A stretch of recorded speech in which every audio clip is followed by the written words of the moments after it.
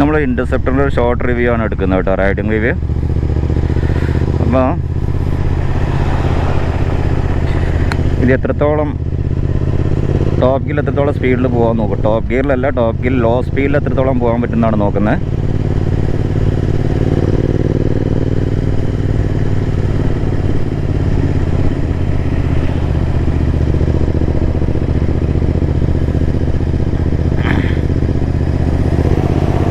ഇത് ശരിക്കും ഒരു 50 സ്പീഡിലെത്തിയാൽ മാത്രമേ നമുക്ക് ടോപ്പ് ഗിയറിൽ പോകാൻ പറ്റുള്ളൂ.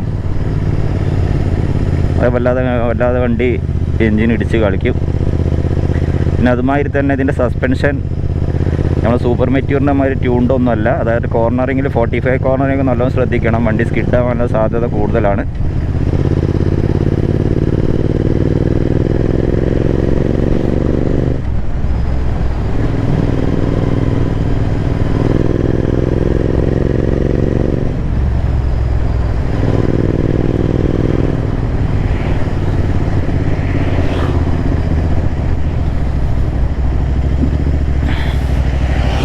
പിന്നെ ഇതിനെക്കുറിച്ച് പറയാമെന്നുണ്ടെങ്കിൽ ഒരു സ്ട്രൈറ്റ് റോഡിന് ഒരു പെർഫോമൻസ് വണ്ടി എന്നാണ് എൻ്റെ ഒരു അഭിപ്രായത്തിൽ പറയാനുള്ളത്. കോർണറിങ് ഒന്നും അത്ര വലിയ ഒരു ഇതായിട്ട് എനിക്ക് ഫീൽ ചെയ്യുന്നില്ല. കോർണറിങ്ങിലൊക്കെ വണ്ടി ചെറിയ രീതിയിൽ എടുത്തിടുന്ന മാതിരി എനിക്ക് 2-3 പ്രാവശ്യം അനുഭവം ഉണ്ടായിട്ടുണ്ട്. ഇപ്പോൾ കോർണറിങ് എടുക്കുന്ന സമയത്ത് സ്പീഡ് കുറച്ചിട്ട് ചെയ്യുക. പിന്നെ അതുമാതിരി തന്നെ ഹൈ സ്പീഡിൽ ഗിയർ ഡൗൺ ചെയ്യാതൊക്കെ, ശരിയായ രീതിയിൽ സ്ലോ ഡൗൺ ചെയ്തതിന് ശേഷം മാത്രം നമ്മൾ ഗിയർ ഡൗൺ ചെയ്യുക. ഇതിപ്പം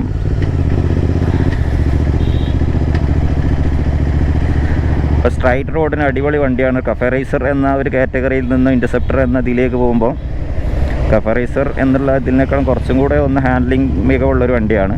കഫേ ടു കഫേ റേസർ എന്നുള്ള ഒരു ഇതിൽ നിന്ന് വിട്ടിട്ട് കുറച്ചും കൂടെ ഒക്കെ ഒന്ന് ടൂറിങ് പോകാൻ പറ്റിയൊരു വണ്ടിയെന്നേ ഇതിന് പറയാൻ പറ്റുള്ളൂ. നിങ്ങൾക്ക് പക്ക ഒരു ടൂറാണ് വേണ്ടതെങ്കിൽ സൂപ്പർ മെറ്റ്യൂറിലേക്ക് പോകായിരിക്കും നന്നാവുക.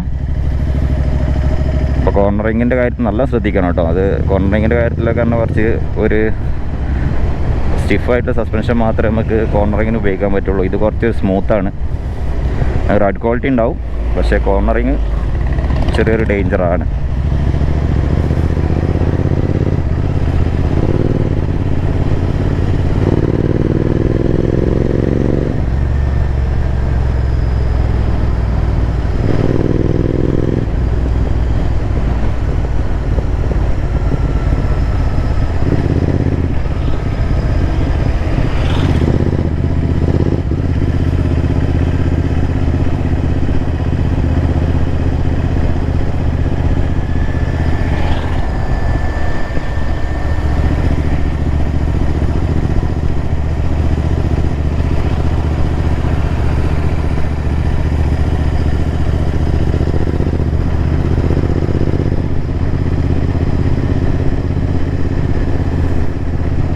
ടോപ്പ് ഗിയറിലൊരു 50 തന്നെ, 50ൻ്റെ മുകളിലേക്ക് നമുക്ക് സുഖമായിട്ട് സ്മൂത്തായിട്ട് വണ്ടി ഇടിക്കാതെ കൊണ്ടുപോകാൻ പറ്റും.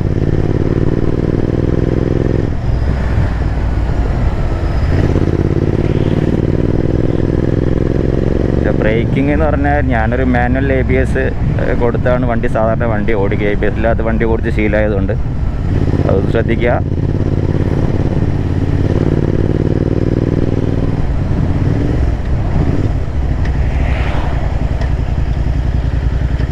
പിന്നെ ബ്രേക്ക് പാഡൊക്കെ മാറ്റുന്ന സമയത്ത് സൈൻറ്റഡ് ബ്രേക്ക് പാഡ് തന്നെ ഉപയോഗിക്കണം കേട്ടോ. നിങ്ങൾ ഹൈ സ്പീഡ് ഉപയോഗിക്കുന്ന സൈൻറ്റഡ് ബ്രേക്ക് പാഡ് തന്നെ ഉപയോഗിക്കണം, സാധാരണ ബ്രേക്ക് പാഡ് ഉപയോഗിക്കരുത്.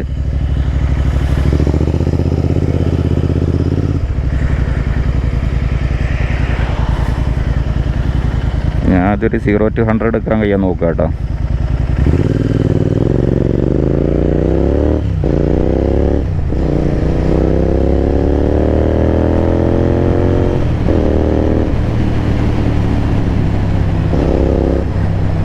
എത്ര ടൈം കൊണ്ട് എടുത്തെന്നുള്ളത് നിങ്ങൾ നോക്കുക. ഞാൻ സ്റ്റോപ്പ് വാച്ച് ചെയ്തിട്ടില്ല.